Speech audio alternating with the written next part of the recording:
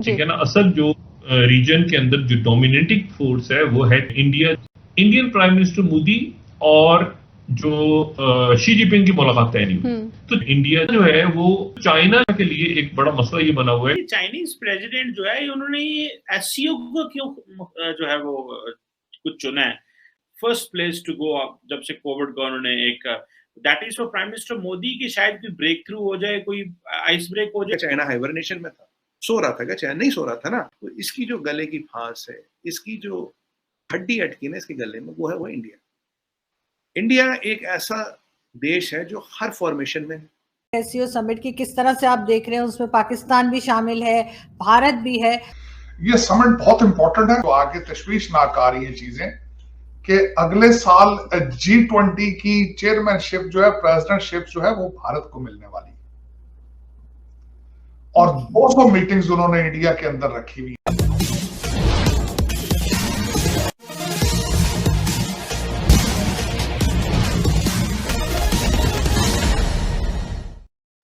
पिछले 2.5 साल से जब से इस महामारी का प्रकोप दुनिया में जारी हुआ है, तब से चीन के राष्ट्रपति शी जिनपिंग कहीं दूसरे देश के दौरे पर नहीं गए हैं। लेकिन अब समरकंद में एससीओ की बैठक में भाग लेने के पहुंचने के साथ साथ पूरी दुनिया की मीडिया में अटकलों का बाजार गर्म हो गया है। पाकिस्तानी मीडिया तो यहाँ तक कह रहा है कि चीनी राष्ट्रपति केवल प्रधानमंत्री मोदी के कारण ही यहाँ पहुंचे हुए हैं, क्योंकि भारत ही चीन के गले में हड्डी बना हुआ है। इसी चर्चा को आइए आगे बढ़ाते हैं। ठीक है ना। असल जो रीजन के अंदर जो डोमिनेटिंग फोर्स है वो है इंडिया। इंडिया रशिया की कमाल की एक डिप्लोमेसी चल रही है। इंडिया है भी साथ रशिया के, और अमेरिका जब उनसे पूछता है कि तुम किधर खड़े हो, तो वो कहते हैं कि हम तो न्यूट्रल हैं। मतलब हम रशिया यूक्रेन में नहीं है, हम यूक्रेन के फटे में नहीं है, लेकिन उसके साथ साथ वो रशिया को सपोर्ट भी कर रहा है। रशिया को जाहिर है कि मिलिट्री वाइज तो नहीं कर रहा, लेकिन ऑयल खरीद रहा है, ताल्लुकात भी हैं। इंडियन प्राइम मिनिस्टर मोदी और जो शी जिनपिंग की मुलाकात तय नहीं हुई, तो इंडिया जो है वो चाइना के लिए एक बड़ा मसला ये बना हुआ है। ये बिल्कुल इसी तरह से है कि प्राइम मिनिस्टर मोदी और प्राइम मिनिस्टर शहबाज शरीफ की मुलाकात भी तय नहीं हुई। ये चाइनीज प्रेसिडेंट जो है उन्होंने एससीओ को क्यों जो है वो कुछ चुना है first place to go up जब से कोविड का उन्होंने एक that is for prime minister Modi की शायद कोई ब्रेक थ्रू हो जाए, कोई आइस ब्रेक हो जाए। चाइना हाइबरनेशन में था, सो रहा था क्या? चाइना नहीं सो रहा था ना। तो इसकी जो गले की फांस है, इसकी जो हड्डी अटकी ना इसके गले में, वो है वो इंडिया। इंडिया एक ऐसा देश है जो हर फॉर्मेशन में, आप एससीओ ले, G20 ले, ब्रिक्स ले, क्वाड ले, I2 कोई जितने भी 7 फॉर्मेशन है दुनिया में, सब जगह इंडिया है। और इंडिया इसको फ्री प्ले ग्राउंड दे नहीं रहा। अगर मोदी जी वहां नहीं जाते, मैं आपको गारंटी कहता हूं ये शी जिनपिंग नहीं जाता। जब मोदी जी ने बोला मैं जा रहा हूं, ये मजबूरी में गया है। He does not want prime minister Modi to take the central stage and dominate SCO. देखिए, एक रशिया की अपनी पोजीशन है। इंडिया के मोदी जी के डर से ये शी जिनपिंग वहां जा रहा है। अगर आज मोदी जी बोलते मैं नहीं जा रहा, मैं आपको गारंटी दे रहा हूँ इंडिया चाइना बड़े प्लेयर हैं इस एससीओ में, ईरान को शामिल किया जा रहा है। तो आपने तो कहा कि प्राइम मिनिस्टर जो प्रेसिडेंट शी जिनपिंग यहाँ पे हैं because of prime minister Modi, कि वो कहीं हाईजैक ना कर लें।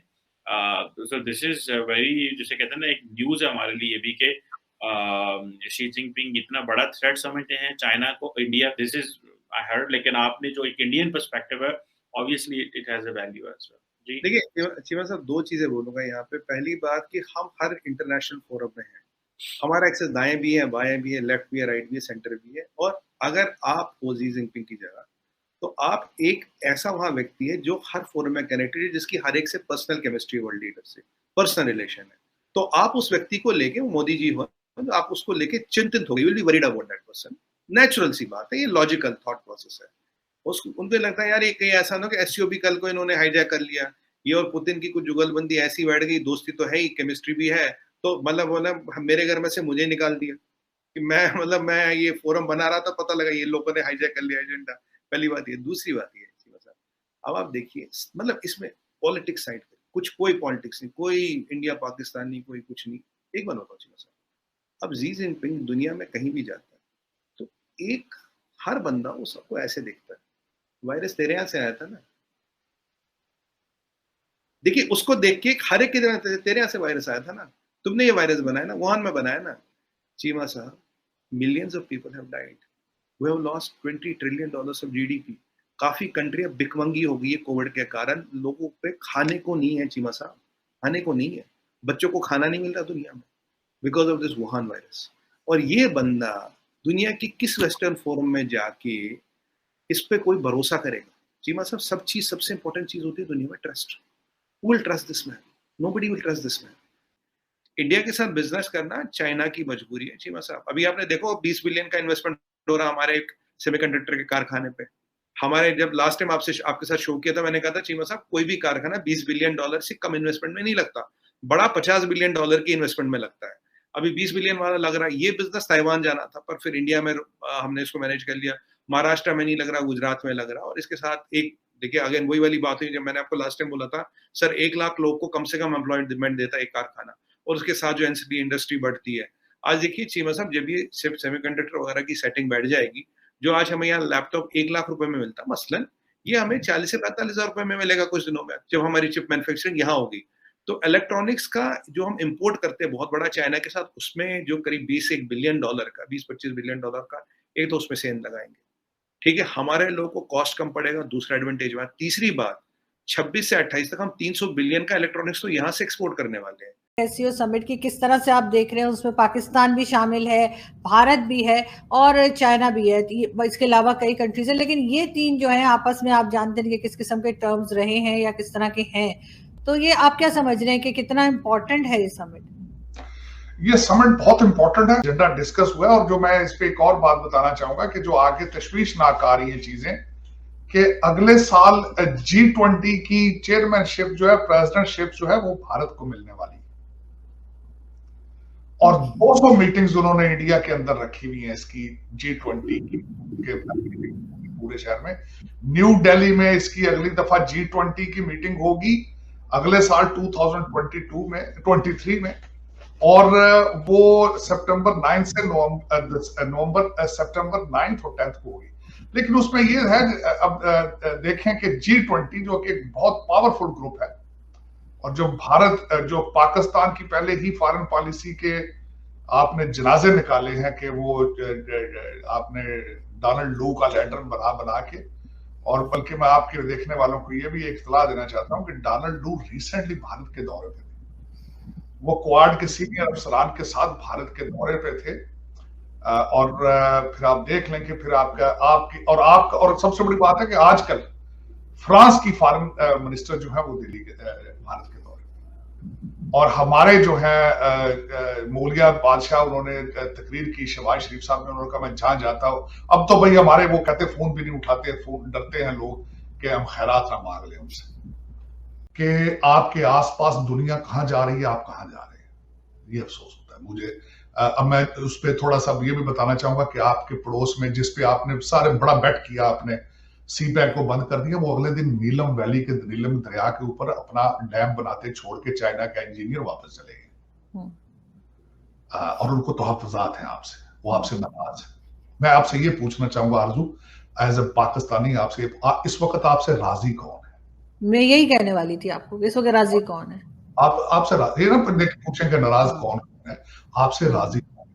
आप पे ना खुदा राजी है, आप पाकिस्तानी पाकिस्तान से राजी नहीं हो, आप खुद तरक्की नहीं करना चाहते, आपके अंदर नेशनलिज्म नहीं है. हर बंदे का इरादा है कि मैं लूटूं और भागूं, यहां से लूटूं और भाग जाऊं.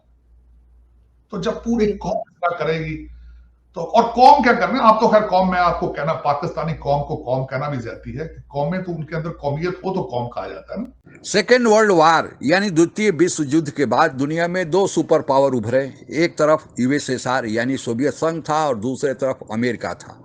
लेकिन 1991 में सोवियत संघ टूट गया और वह रूस सहित कुल 15 देशों में विभक्त हो गया. तब से लेकर आज तक अकेला अमेरिका ही दुनिया में सोल सुपर पावर बना हुआ है.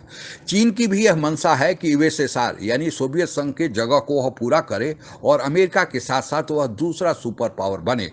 और इसी मंशा को मूर्त रूप देने के लिए चीन ने एक अपना ऑर्गेनाइजेशन बनाया जिसे शंघाई कॉरपोरेशन ऑर्गेनाइजेशन कहते हैं, क्योंकि अमेरिका ने बहुत सारी ऑर्गेनाइजेशन अपने साथ दूसरे देशों को, यूरोपियन यूनियन के देशों को मिलाने के लिए बना रखा है, जिसमें नाटो है और बहुत सारे ऑर्गेनाइजेशन हैं. और अमेरिका यूएनओ के जितने भी अंतर्राष्ट्रीय वित्तीय संस्थाएं हैं उनको कंट्रोल करता है, चाहे आईएमएफ हो, वर्ल्ड बैंक हो। इसलिए चीन ने एक अमेरिका के समानांतर व्यवस्था बनाने के लिए यह एससीओ का गठन किया। भारत इसका शुरू में सदस्य नहीं था, लेकिन चीन इसमें जब पाकिस्तान को शामिल करने की कोशिश किया तो रूस, जो भारत का दोस्त है, रूस ने भारत को पाकिस्तान के साथ इसमें शामिल करा दिया और आज इसके 6 परमानेंट सदस्य हैं, 4 ऑब्जर्वर हैं और 8 भी स्पेशल इन्वाइटी हैं जिनको बुलाया गया है। अब सवाल यह उठता है कि चीनी राष्ट्रपति जो जब से महामारी, हालांकि महामारी का जन्मदाता चीन ही है, तो चीन में पहले तो महामारी का प्रकोप उतना गंभीर नहीं था क्योंकि चीन को पता था कि यह महामारी उसके यहाँ से गई है, इसलिए चीन ने एहतियात बरत लिए थे। लेकिन पूरी दुनिया उस महामारी से प्रभावित हुई, पूरी दुनिया निकल भी आई और अपना फिर कारोबार जैसा पहले से था वैसा चलना शुरू हो गया है। लेकिन इसके विपरीत चीन में महामारी का प्रकोप बहुत बढ़ गया है और बताया जाता था कि जब से महामारी आई है तब से चीनी राष्ट्रपति किसी दूसरे देश का दौरा करने नहीं गए। लेकिन फिर क्या कारण है कि जब अब भी चीन में उतना ही गंभीर महामारी का प्रकोप जारी है, उसके 8 राज्य भीषण सूखे के चपेट में हैं और उनके कई बड़े शहरों में लॉकडाउन जारी है, उनकी अर्थव्यवस्था पर बुरा प्रभाव पड़ा है। अभी उनका राष्ट्रपति का अभी चुनाव होने वाला है जहां पर उनका बहुत बड़ा विरोध हो रहा है। इन सब परिस्थितियों को, देश के अंदरूनी जितनी समस्याएं हैं उनको छोड़कर आखिर क्या कारण है कि चीन के राष्ट्रपति शंघाई कोऑपरेशन ऑर्गेनाइजेशन की बैठक में भाग लेने के लिए समरकंद उज्बेकिस्तान में पहुंचे हुए हैं। और इसका कारण हालांकि बहुत बताए जा रहे हैं, लेकिन सबसे ठोस और कॉमन कारण जिस पर सारी अंतर्राष्ट्रीय मीडिया और पाकिस्तानी मीडिया, भारत की मीडिया सब एकमत हैं कि उन्हें भारत से डर लगता है कि कहीं भारत रूस से मिलकर कहीं जो शंघाई कॉरपोरेशन ऑर्गेनाइजेशन जिसका जन्मदाता चीन है उसे ही हाईजैक न कर ले और अपने फायदे में इन सारे देशों के साथ मिलकर आगे न बढ़ना शुरू करे। क्योंकि चीन की जो दोगली नीति है अब सारे देश समझना शुरू किए हैं। चीन रूस से तेल खरीदता है, लेकिन चीन ईरान से एक समझौता करके बैठा है, तो फिर रूस का अब वह दूरी भी बनाने लगा है, रूस को उतना भरपूर मदद नहीं कर रहा है। इसी कारण कि रूस भारत से जुड़ा हुआ है, तो इन सारी पेचीदगियों के बीच उनका यह आना केवल भारत के साथ रोकना है कि कहीं भारत रूस के साथ मिलकर इस ऑर्गेनाइजेशन को हाईजैक न कर ले, और दूसरा उन्हें लगता है कि भारत कोई ऐसा एजेंडा इसमें न पास करा ले जो चीन की जो डूबती हुई अर्थव्यवस्था है उसके लिए बड़ा नुकसानदेह साबित हो। और चीन भी अब यह मानने लगा है कि भारत ही चीन के विकल्प के रूप में उभर रहा है और यही कारण है कि भारत आज चीन के गले की हड्डी बना हुआ है। भारत के प्रधानमंत्री मोदी और चीनी राष्ट्रपति के बीच मुलाकात होती है या नहीं होती है यह तो अभी तय नहीं हुआ है, लेकिन चीन समझ गया है कि भारत की ताकत क्या है। आज के लिए बस इतना ही। जय हिंद।